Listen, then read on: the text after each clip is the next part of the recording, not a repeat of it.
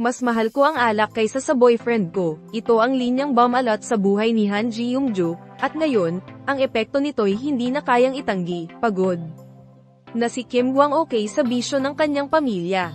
Kaya nagdesisyon siyang magpatupad ng total alcohol ban sa bahay. Ngunit, imbes na magbago, unti-unting lumalabas ang totoong pag-asa ni Ji-young-jo sa alak. Para kay Ji-young-jo, ang alak ay kaibigan, kasama sa tuwa, at sandalan sa lungkot.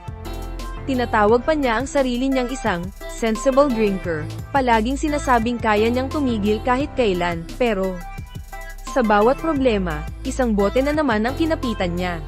Hanggang sa kaibigan niyang psychiatrist na si So Ui-jun ay nag-abot ng alcohol dependency test, at seryosong tingin na nagsasabing, panahon na para magpakatotoo. Kalmado si Ji-young-jo. Sigurado siyang pasado siya.